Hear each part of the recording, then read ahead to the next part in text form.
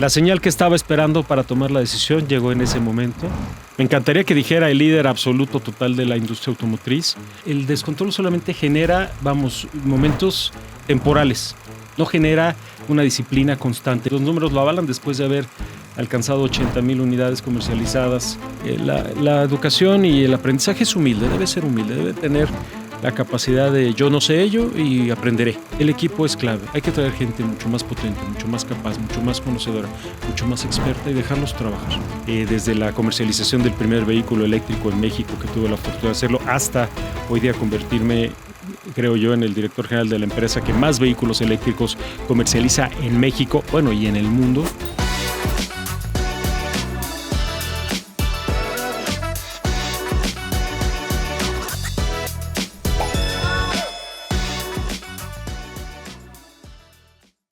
Hoy nos acompaña en Somos Inspiración Jorge Vallejo, director general de BYD México. Es el primer ejecutivo mexicano que encabeza la operación nacional de la marca desde diciembre del 2023. Antes, Jorge lideró por más de 2 décadas proyectos clave en la industria automotriz. Su misión profesional, su misión pública ha sido clara: democratizar el uso del coche eléctrico en México. Desde el 2024, en BYD, ha sorprendido con lanzamientos asequibles como el Dolphin Mini y un crecimiento acelerado del mercado eléctrico. Hoy hablaremos de visión, de propósito, de su paso por la Panamericana, de decisiones difíciles, del futuro de la movilidad en nuestro país y de su muy particular y muy original visión de liderazgo. Jorge, bienvenido a Somos Inspiración. Sobra decirlo, esta es tu casa.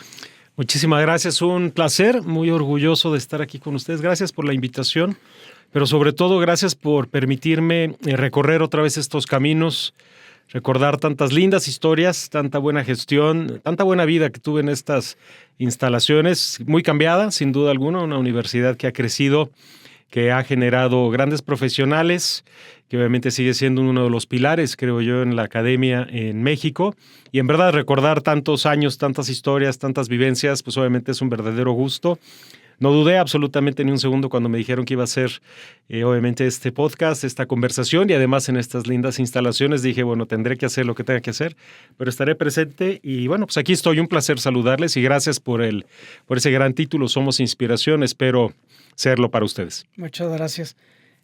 Yo aprecio mucho el tiempo que además le dedicas. Somos plenamente conscientes que no ha sido fácil y además me da mucho gusto escuchar, como ahora que lo estás diciendo, pero le platicamos a nuestra audiencia que de camino también lo conversábamos, de tu estancia en estos muros del Obraje, que fue donde principalmente tomaste clase, y de muchos de esos profesores. Y si te parece, me encantaría que nos platiques de esa vivencia. Y voy a un tema muy particular. En la vida profesional y en la vida de estudiante, muchas veces tenemos alguna influencia que nos marca. ¿Te acuerdas tú de tu estancia en la Panamericana o en algún otro lugar en el que haya habido alguno de esas influencias que te haya marcado? Seguramente habrá más de alguna, pero ¿tú te acuerdas de alguna de ellas que...? No, sin duda alguna hay que recordar y ser agradecido en la vida. Es una de las grandes enseñanzas de mi padre. El bien nacido es bien agradecido. Lo repito en cada momento, en cada conversación, en cada charla, cada conferencia que me invitan a dar. Tengo el gusto y el privilegio de compartir. Entonces, sin lugar a dudas, hay que ser agradecido en esta vida, que es parte clave del poder seguir avanzando y del poder también seguir haciendo bondades en la vida, ¿no? El agradecer, el decir soy y estoy aquí por todo lo que me antecedió, por los padres, los amigos, los compañeros, las escuelas, las instituciones, los maestros, los profesores. Sin duda alguna, obviamente, es parte clave de lo que hoy día somos y de lo que podemos estar hoy día conversando e inspirando para otros. Sin duda me acordaría, recuerdo, por supuesto, de la primaria, secundaria. Seguramente tuve grandes colegas, grandes compañeros, grandes maestros Me acuerdo por ahí alguno de historia que tuve en los primeros años, en secundaria, uno de educación física, que me enseñó a aguantar y a entregarse uno más, a ser un poco más disciplinado en su momento, cuando, bueno, en esa edad no siempre se da la disciplina como hoy se da, ¿no? En estas grandes instalaciones tuve grandes maestros, grandes maestros, que me enseñaron básicamente el pensar, el reflexionar, el analizar todo lo que obviamente se está presentando. Jaime del Arenal es uno de ellos, que le tengo mucha estima, a quien le mando un abrazo de verdad muy sincero y muy cálido, y más en estos momentos. Una persona que los primeros días nos decía, les voy a enseñar a que no se chupen el dedo, nos decía él. Y si se lo están chupando, que sepan además que se lo están chupando. Entonces puede sonar un poquito absurdo y más hoy día, pero es verdad, hay que aprender a entender, reflexionar y darle el sentido básico, lógico a cada instante y cada momento de la vida. Y creo que él fue uno de los artífices en lo personal que cambia mi manera de analizar esa instancia o esa permanencia escolar, que además después se concatena con el hecho de estar presente en grandes instituciones corporativas. Y ahí, obviamente, todas esas enseñanzas permiten la reflexión, permiten el análisis, permiten el poder entender cuál es la razón del por qué una toma de decisión, del por qué crear un grupo estratégico, del por qué tener un recurso humano capacitado, potente, elaborando. Vamos, creo que es el que pone por lo menos los pilares, insisto, junto con otros grandes maestros académicos, mis padres, amigos, el que pone las bases de decir, preparándonos para una vida compleja y preparándonos para tomar decisiones que a veces, obviamente, cuestan tomar en la vida, ¿no? Claro. Me llama mucho la atención el tema que refieres de aprender a pensar. Cuando te escuchaba, me acordé de una anécdota que le leí a Alejandro Llano, hermano del fundador de esta universidad, ¿no? El primer rector, Carlos Llano, fundador también del IPADE, aulas que tú conoces muy bien. Bastante también, bien, ¿no? Afortunadamente. Alejandro Llano recordaba esta anécdota del vicecanciller de la Universidad de Oxford, en el que decía a los freshmen, a las personas nuevas que llegaban a las aulas, decía, estudiando humanidades. O sea, cuando después de los años que estén aquí, ustedes no van a haber aprendido nada, o casi nada. Bueno, tal vez sí, algo. Habrán aprendido a valorar, a distinguir lo que vale la pena de lo que no. Y además concluía, y eso no es poca cosa, que es parte de lo que tú estás hablando, de esa capacidad de aprender a pensar. Y como seguramente lo diría el maestro del Arenal, gran formador de muchas generaciones de abogados, diría él, y poner en práctica además ese ejercicio de pensamiento. Sí, las instituciones entregan básicamente una enseñanza que además se necesita ser revivida, reanalizada en momentos y en años posteriores, con base en las propias condiciones geopolíticas, sociales, económicas, de obviamente todo lo que se está presentando. Entonces, las universidades, la institución, genera para mí una base, pero también entrega algo sumamente trascendente, principios. Entrega la manera de conducirse en la vida, la manera de poder reflexionar sobre si se está haciendo bien o se está haciendo mal. Por supuesto, hay muchos elementos que incluso mencionábamos tú y yo hace unos minutos que deben de seguirse abordando, que creo que no se están abordando y que sería un gran elemento para obviamente que las nuevas generaciones o todos en la vida, incluyendo por supuesto a las viejas generaciones, sigamos mejorando per se en este paso. Pero bueno, entregan principios, entregan condiciones generales, el cómo reflexionar y el cómo vivirlo. Y eso es lo que le estoy eternamente agradecido de esta institución. Ahora que estás reflexionando y que tú pones en la mesa esas ideas respecto a lo que entregan las universidades, y a la vuelta de algunos añitos, no muchos porque somos más o menos contemporáneos y sabemos que la vida va empezando, ¿no?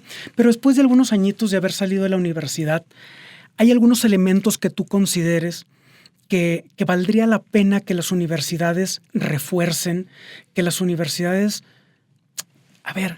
sobre todo visto desde la perspectiva de un director general, de una persona que ha ocupado puestos clave en una industria muy pujante en el mundo y en nuestro país, sin duda? ¿Cómo lo ves a la distancia de haber dejado las aulas del obraje? Lo gestionaría desde dos perspectivas, no solamente desde la visión de un director general, sino básicamente de un profesionista que obviamente ha tenido grandes cargos y logros, también fracasos, por supuesto, derrotas, también muchos elementos que permite sentirse orgulloso de lo que se ha venido generando. Entonces no solamente lo vería como un profesionista, sino también como toda esa concatenación de lo que a fin de cuentas somos como personas. Creo que, sin temor a equivocarme, gestionaría para que después los que ya somos egresados de esas organizaciones lo fortalezcamos, pero sí gestionaría las bases principales de algo que no estoy viendo en las instituciones, que es el control. Un autocontrol personal, un autocontrol individual, un autocontrol social, un autocontrol, que permita que ese autocontrol pueda gestionar excelencia política, excelencia social, excelencia financiera, excelencia en cada uno de los elementos que se van gestionando. ¿A qué voy con todo esto? Una de las frases preferidas que tengo en lo personal es: Dios mío, cuídame de mí, que de los demás me cuido solo.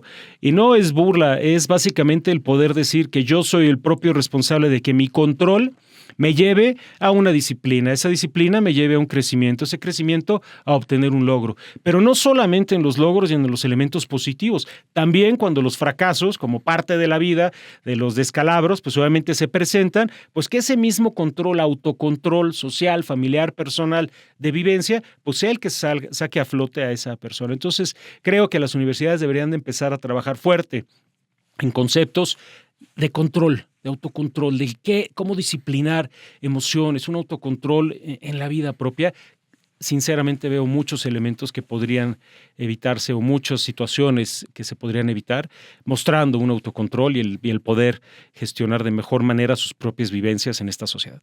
Me parece muy contrastante lo que señalas por dos razones.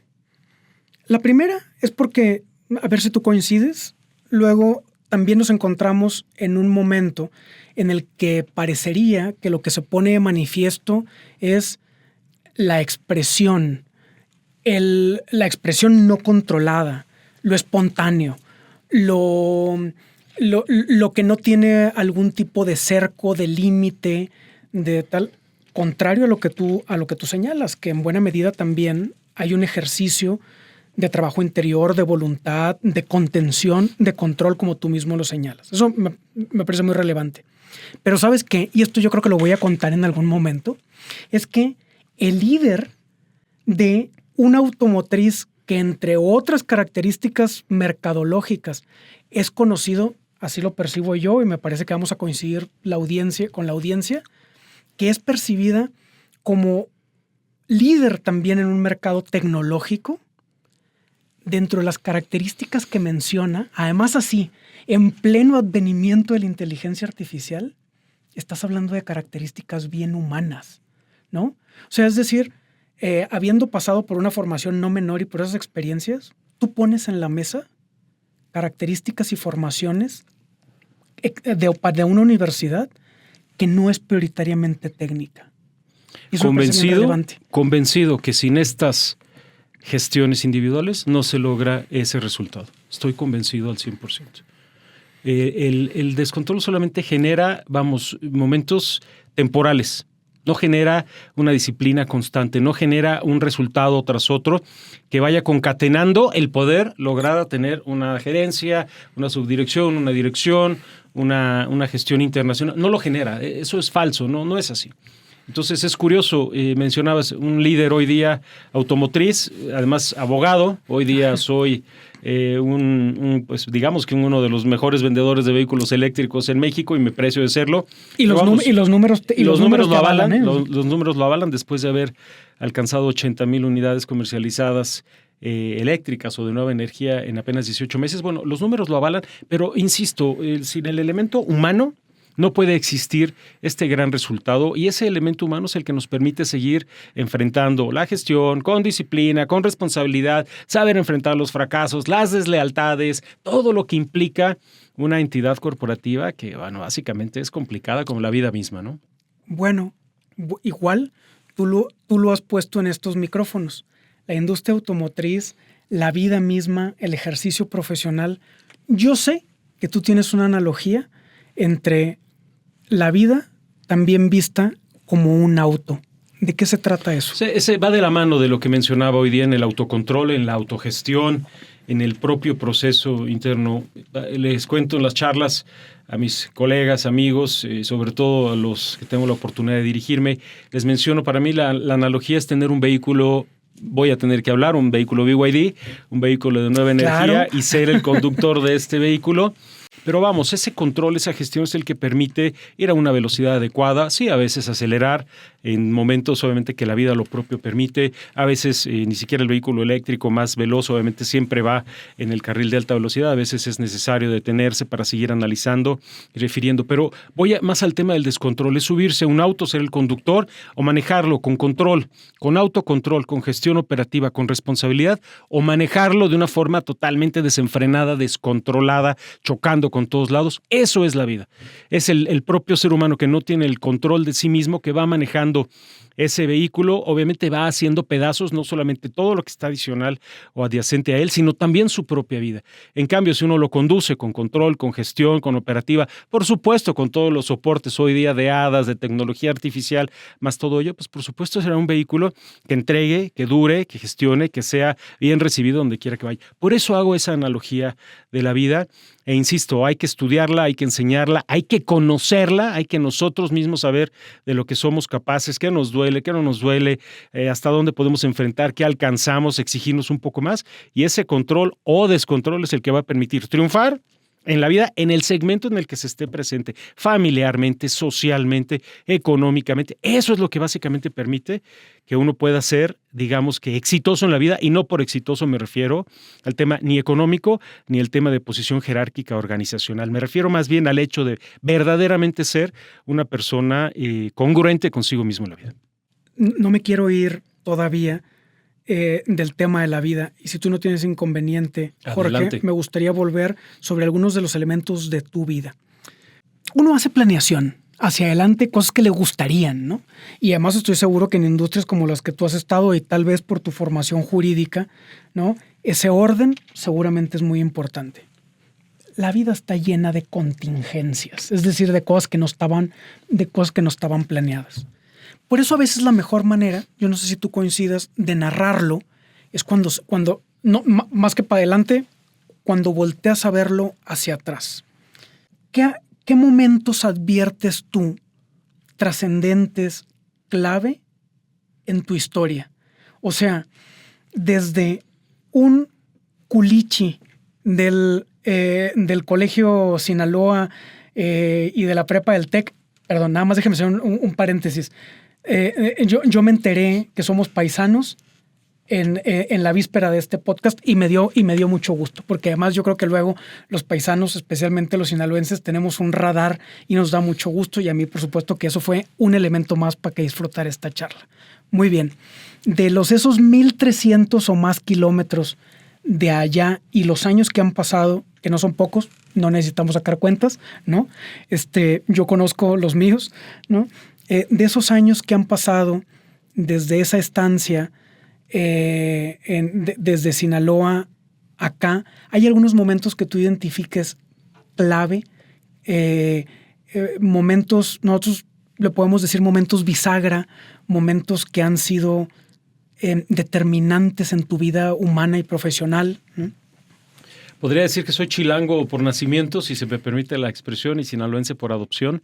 Verdaderamente pasé grandes años allá, grandes amistades con los que hoy día tengo la fortuna de seguir en contacto, pero básicamente es el conocer culturas y obviamente identidades distintas. También tengo la fortuna de haber vivido en Estados Unidos en un programa de intercambio, más otros países en los que he conocido, estado, trabajado y desarrollado mis aptitudes y sobre todo mis gestiones sociales y empresariales. Pero básicamente los momentos bisagra, para responder puntualmente a tu pregunta, son las transiciones. En mi personal punto de vista es una transición de un pasante a un abogado, de un adolescente a un adulto, de un abogado a ser un comerciante de unidades eléctricas, el ser abogado, director jurídico de una gran organización internacional, a ser el director de recursos humanos y ahora tener que gestionar toda la cuestión sindical, 15,000 personas a cargo de uno. Vamos, todas esas grandes transiciones son las que van marcando la pauta y las que van exigiendo más responsabilidad, más profesionalismo, sobre todo más humildad y entereza para poder decir, no conozco al 100% esto, tengo que volverlo a desarrollar. Creo que así es como se va gestionando el propio liderazgo. Algunos se quedarán en el camino, otros seguirán, otros sí tomarán el reto y sí lo enfrentarán, y ese es el momento bisagra importante. La vida de repente lo premia a uno ya con una gestión más senior, un año después con otra gestión más senior, es con base en esa disciplina, esa capacidad, ese autocontrol en una crisis es el que le permite que esos momentos bisagras se conviertan en un momento positivo. Sin duda, para mí las transiciones han sido unas de las más importantes en el momento de la gestión personal. ¿Lo ves como un tema de reinvenciones, de volverte a hacer, de verte desde otra perspectiva, de reflexionarte a ti mismo desde posiciones en las que no te veías? Lo digo porque, claro, a lo mejor cuando anduviste en estas aulas, pues te veías como más el abogado de la empresa. Y luego llegaste a ser el abogado de la empresa con todo lo glamoroso que eso tiene también. Y ese brinco, ¿qué ha significado en ti? ¿En dónde pondrías el acento? ¿En reinvención? Reinventarse es parte clave de ello, pero no podemos dejar de lado también el reconstruirse. Porque el reinventarse puede sonar solamente al, bueno, voy a hacer una transición en algo positivo. Una reconstrucción puede también obedecer a un fracaso, puede también obedecer a una mala gestión personal y uno tiene que volverse a reconstruir para volver a entregar lo mejor de sí o por lo menos para volver a trabajar de una forma estructurada en la que esa misma reconversión pues obviamente dé otros resultados. ¿A qué te suena o a dónde te mueve una expresión, un latinajo que es Lex Rodia de Iactu? Una gran experiencia. La ley de Chazón, me suena muy bien a la ley de Chazón, tan conocida en el mundo antiguo, si se me permite decir así, que cuando tuve la fortuna de estudiarlo en estas aulas, me enseñaban lo que era la ley de Chazón. Y básicamente, con todo respeto, le decía, bueno, eso no me va a funcionar a mí bastante. Hoy día hay grandes operaciones marítimas, grandes transatlánticos, grandes aseguradoras internacionales. Vamos, básicamente no me va a servir de tanto. Para los que nos escuchan, básicamente la ley de Chazón es cuando el capitán de un navío decide, para obviamente evitar una tempestad, para evitar que la tempestad termine con el navío o con las personas que van en el barco, pues decide empezar a tirar todas las mercancías por la borda. E insisto, cuando yo lo estudiaba decía, bueno, esto no creo que sea de gran utilidad para mí por todas las cuestiones que mencionaba.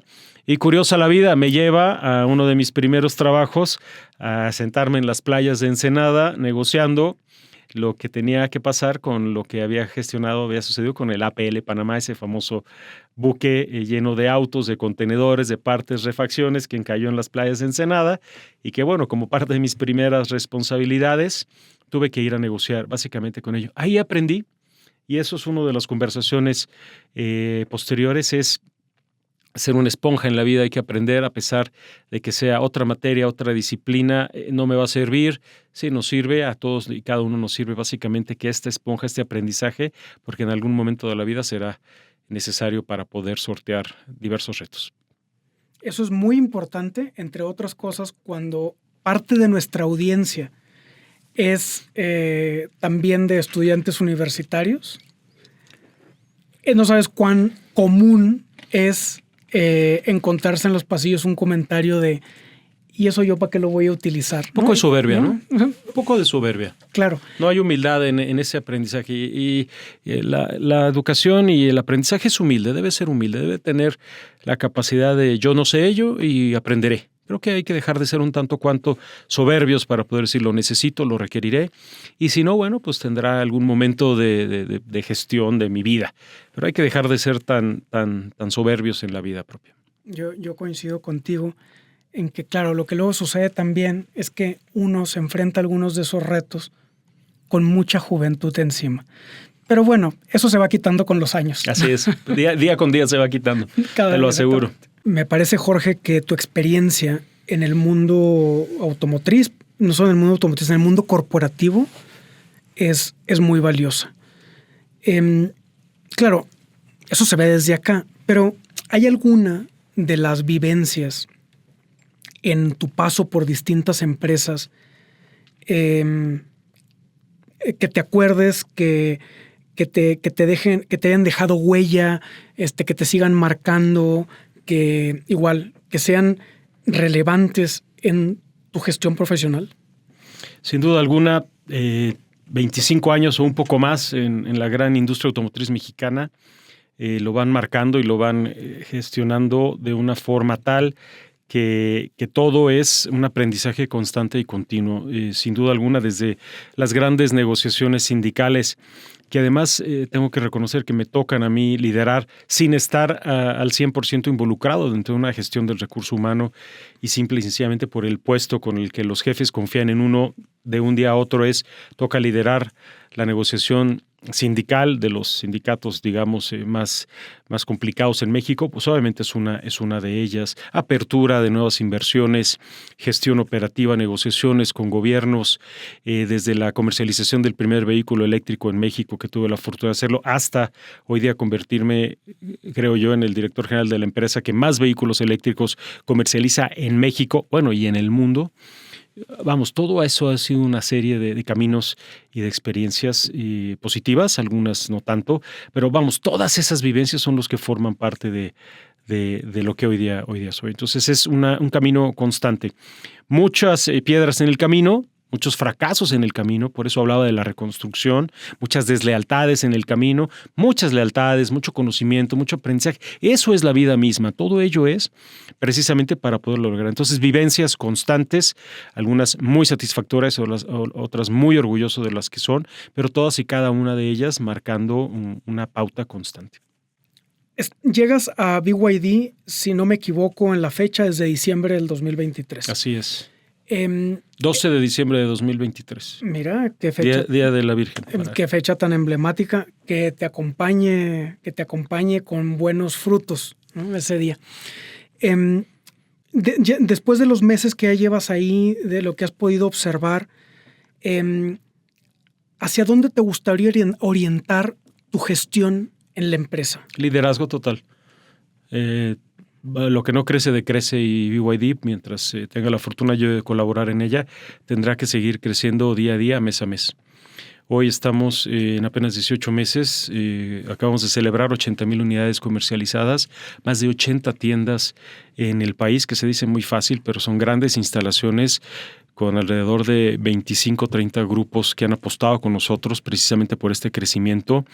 Estamos dentro del top 7 de la industria automotriz sin tener planta de manufactura en México. En consecuencia, pues es un liderazgo sin duda alguna rotundo. En ninguna otra empresa en la historia automotriz mexicana ha logrado este crecimiento como lo hemos alcanzado nosotros, gracias a un equipo, gracias a una gestión, gracias a un producto, sin lugar a dudas, gracias a un financiamiento, gracias a toda el mercadeo digital en red, vamos, toda la publicidad que se ha venido generando. No es arte de magia, aunque yo a mis colegas distribuidores les digo, pura suerte, ¿no? Alcanzar este resultado es pura suerte. Pero vuelvo a lo mismo que venimos mencionando en todo este podcast, es la disciplina o la suerte de la disciplina de la pasión, de la motivación, del reconstruirse, del llegar y ver que no está todo un equipo formado, trabajar, formarlo, gestionarlo, hasta entregar estos grandes números. Es trabajo constante, la disciplina de la pasión convertida en la disciplina profesional. Esa buena suerte que se reparte antes de las 6 de la mañana, ¿no? Se reparte de 6 a 6, pues, como decía un gran jefe que yo tuve por ahí, el día tiene 24 horas y luego viene la noche, entonces a ver, cada quien sabe en qué momento quiere trabajar. Exactamente. Oye, a ver, una visión como esa de crecimiento constante, de calidad total, implica también, lo mencionaste tú, un gran equipo. ¿Cómo? Dos preguntas sobre eso. ¿Qué características valoras tú en la selección de tu equipo o en tu equipo ya en el performance diario. Y eso, ¿cómo los escoges o cómo valoras lo que está? ¿Qué elementos hay clave ahí? No hay un solo patrón o no hay un mismo patrón para todo ello. Las organizaciones son distintas, están vivas, porque obviamente las organizaciones en el fondo son perfectas. No existen, son ficciones jurídicas. Son ficciones jurídicas, las que los manejan son los que la hacen viva. Y eso es donde entra ya la complejidad de la gestión personal, profesional, operativa. Pero insisto, no hay un solo patrón, hay que tener el arte, el conocimiento suficiente para poder decidir esta persona va a hacer un buen trabajo dentro de esta organización como la misma organización es, por la velocidad, por el trabajo, por la constancia, por las necesidades del mismo profesionista. Entonces ahí es donde entra la verdadera función ya de un líder con años de experiencia o con gestiones de diversas empresas. Ahí es donde entra ya la decisión. Esta persona puede engrosar nuestras filas básicamente por su capacidad, por su resiliencia, por su motivación. A veces se necesita un gran vendedor motivante, un gran vendedor apasionado, a veces se necesita un gran vendedor institucional, y por vendedor me refiero a todas y las clases de directivos, gerentes, comerciales. Vamos, a veces se requiere en mercadotecnia alguien muy innovador, alguien que se atreve, alguien que rompa los estereotipos. A veces se requiere en finanzas alguien. Vamos, no hay un solo patrón, hay empresas para todo. Y esa es la magia de los directivos y del mismo grupo, saber embonar todas estas condiciones personales, profesionales, en un verdadero grupo de trabajo que permita alcanzar lo que ya mencionaba, 80,000 unidades en 18 meses, es gracias a ellos. Hay un elemento muy mercadológico en lo que estás hablando. Y eso no te lo... Mira, eso estoy prácticamente seguro que no estaba en el plan de estudios que tú llevaste en Derecho. O sea, mucho derecho civil, notarial, familiar, tal, pero yo no creo que haya habido mucho de mercadotecnia. ¿Cómo te ha ido en el aprendizaje mercadológico?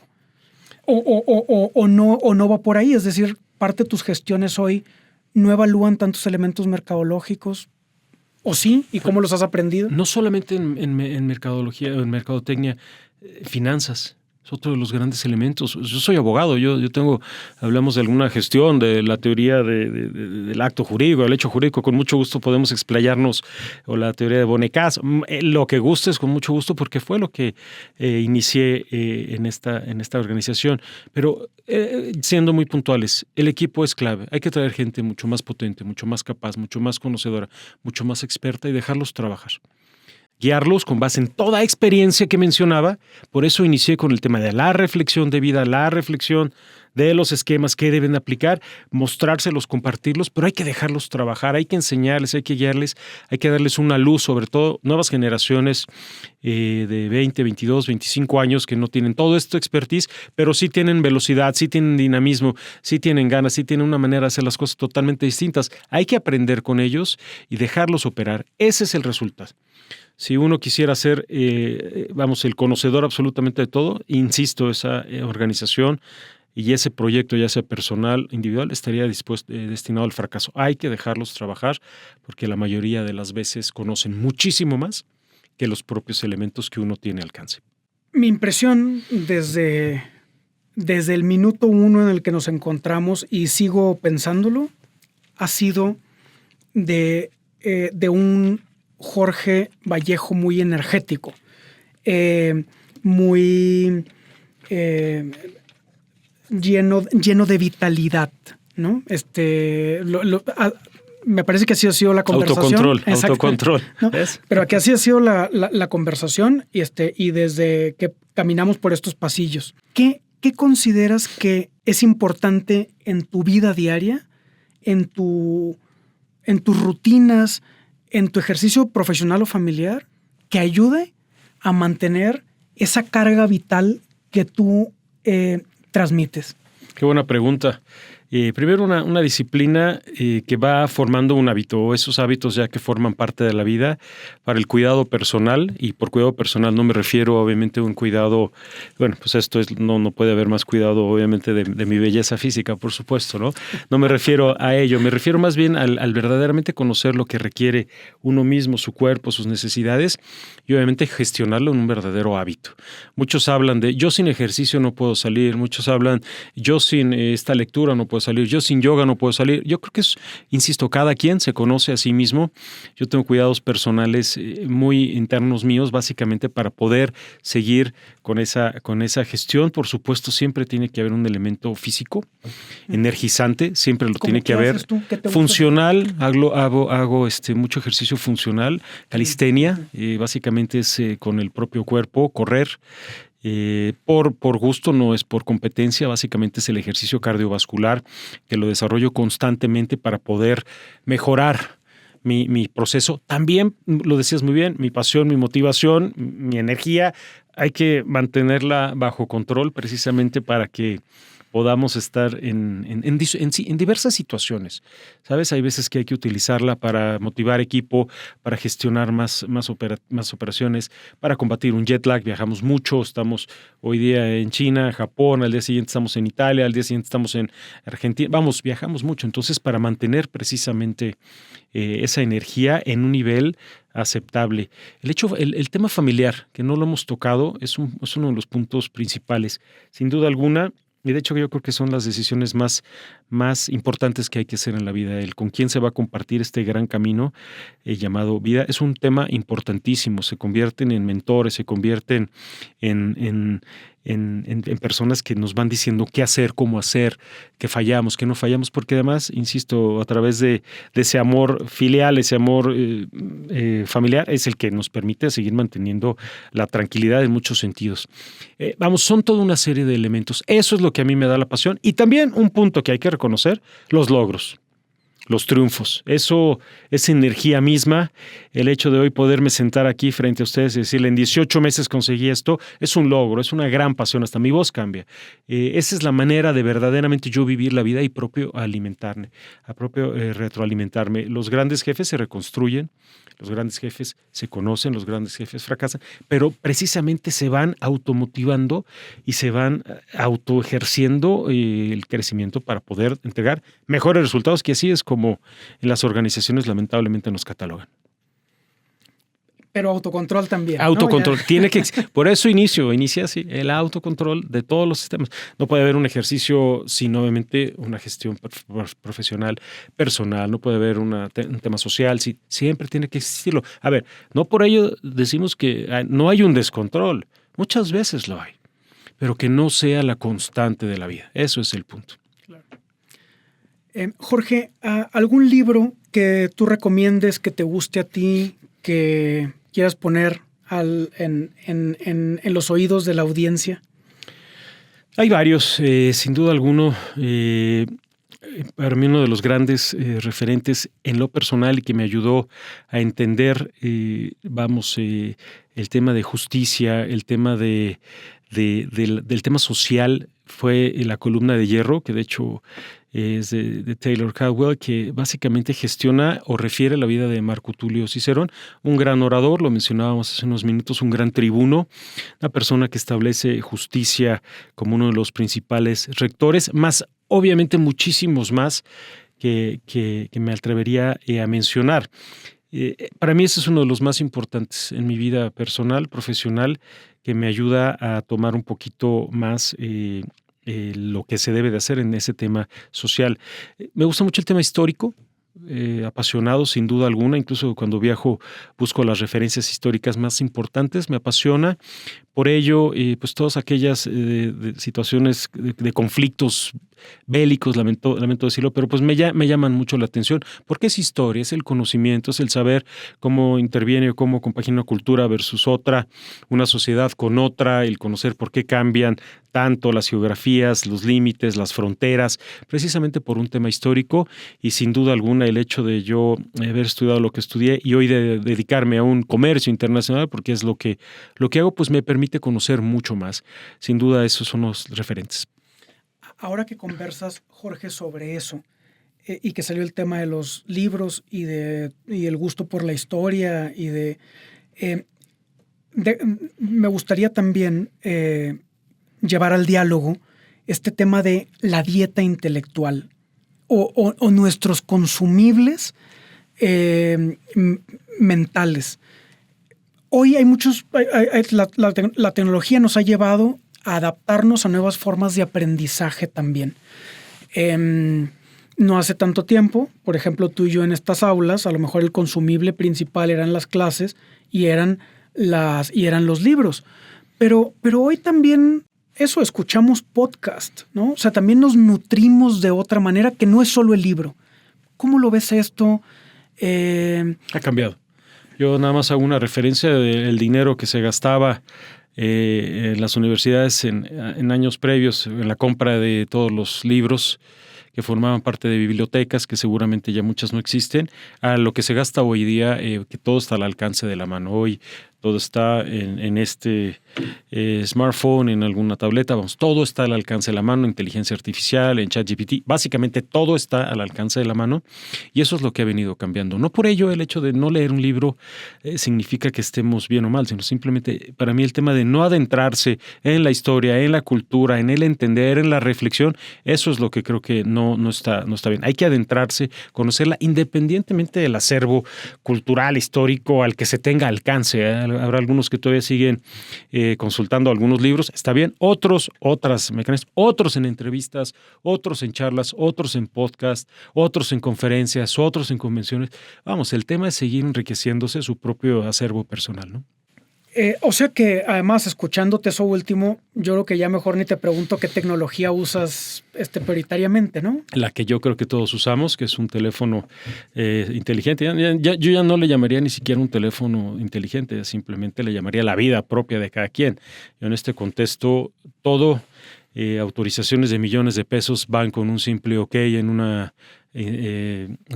aplicación del celular. ¿De veras? O sea, Sí. A ver eso que acabas de mencionar, perdón. Sí. O sea, no solo es conversación respecto a, oye, ya te mandamos la carta o mira, este fue el presupuesto. No, la autorización del ejercicio presupuestal. La autorización de un ejercicio presupuestal de mercadotecnia de millones de pesos viene en OK.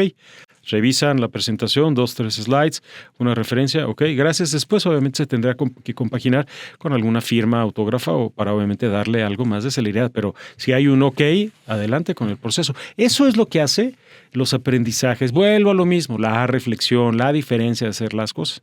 Eso es lo que hace diferente a grandes empresas, que se eliminan procesos burocráticos, que se eliminan procesos blocking points, entre un OK, pues adelante con la pauta, adelante con la oferta comercial, adelante con la oferta financiera, adelante con el nuevo lanzamiento.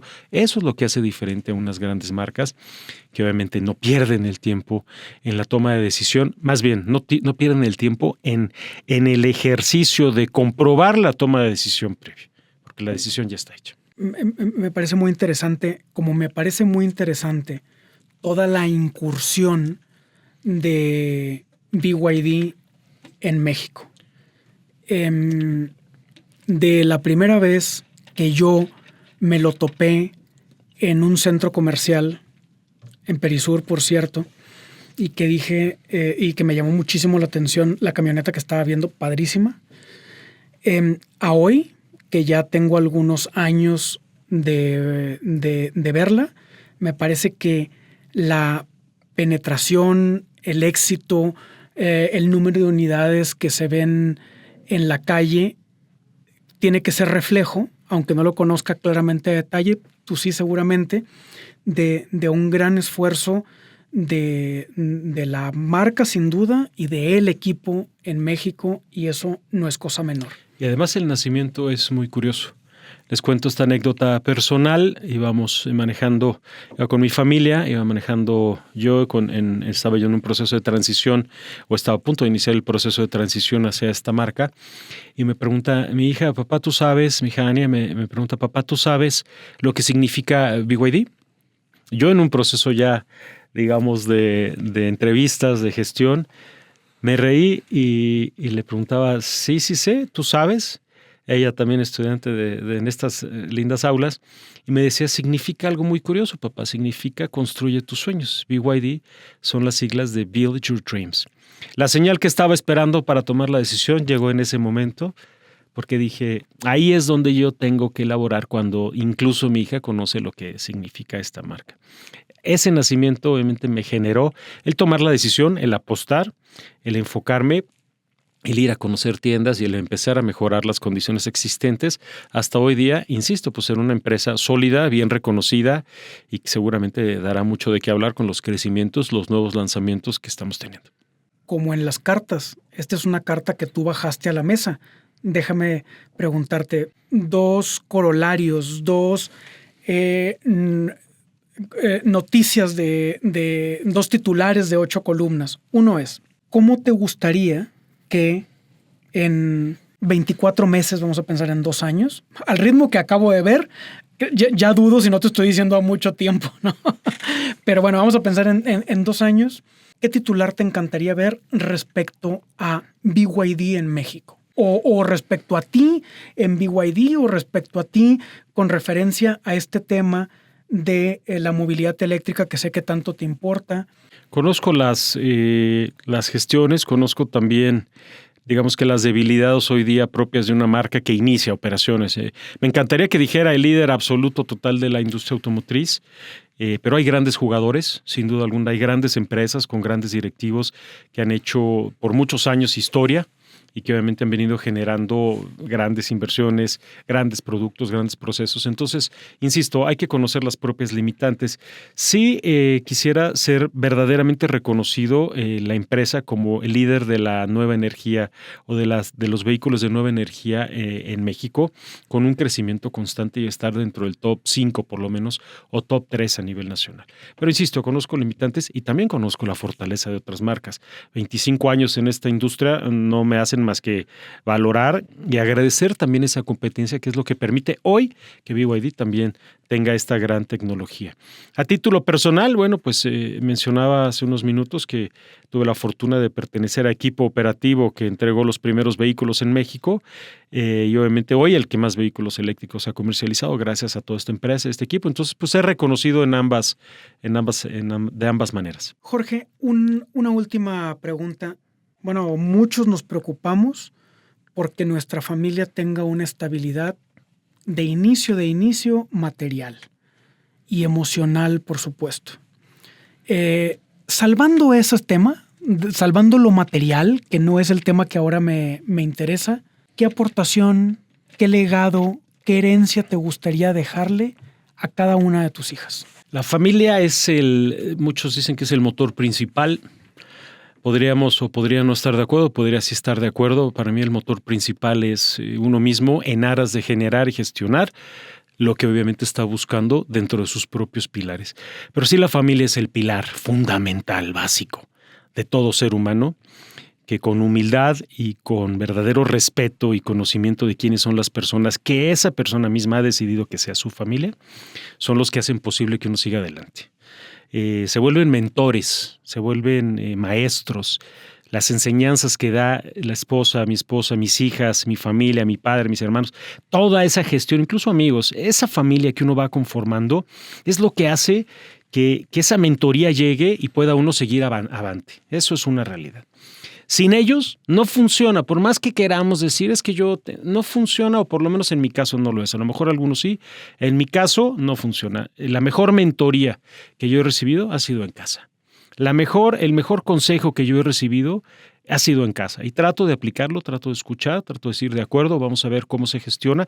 Y la mayoría de los consejos no son ni económicos, ni organizacionales, ni jerárquicos, sino simplemente es de la vida y básicamente muchas veces son de los propios errores personales que uno está cometiendo. Entonces se vuelven mentor y un visor de cómo hay que entender la vida de manera distinta. ¿Cómo me gustaría que me recuerden? Bueno, de muchas formas. Me enfocaría más en el tema de que puedan ellas entender, y mis hijas principalmente, que se les enseñó a enfrentar y vivir una vida, que la vida de por sí es dura, es cruel, es salvaje, es intempestiva, es con deslealtades, pero es hermosa. Es hermosa vivirla, es hermosa sentirla, es hermosa conocerla, es hermosa experimentar cada sensación, pero así es y no podemos dejar de lado que así es la vida, pero sí vale la pena vivirla. Jorge, yo estoy muy agradecido. Primero, el tiempo que has dedicado, porque soy consciente de que vives a muchas revoluciones por minuto, a muchas, y te agradezco el espacio. Ha sido para mí un gusto encontrar un exalumno de la Panamericana, un paisano por adopción, pero también agradezco mucho, es un gusto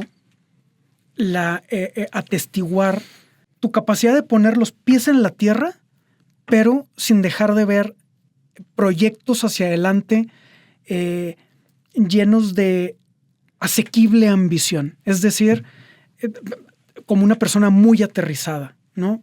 Con mucha claridad, además, en las ideas que planteas, tanto de la vida como de la industria automotriz. En un mundo en el que hay, donde es tan nebuloso, tan brumoso, muchas ideas, se aprecia la claridad y la lucidez con la que lo planteas. Para mí ha sido un gusto. Nuevamente, en esta colaboración de Somos Inspiración entre la revista Líderes y la Universidad Panamericana, estos son tus micrófonos y ojalá haya ocasión de encontrarnos muchas veces más. Muchísimas gracias a ti, a todo el equipo que lo hace parte y que lo hace posible. Gracias a esta gran universidad, sin duda. Forma parte de lo que hoy día yo represento en mi vida, en mi familia, en mi organización y en cada foro en el que yo tengo la oportunidad y la fortuna de coincidir o de compartir algo de las vivencias. Una universidad que, insisto, le estoy eternamente agradecido. Me dio la oportunidad de conocer la vida, me dio la oportunidad de conocer lo bello que es, a pesar de lo que mencionaba, de lo incongruente duro, lo bello que es, y que verdaderamente hay que estar listos para enfrentar cualquier reto, y la vida es ello, reto y saberse sobreponer a ello. Muchísimas gracias.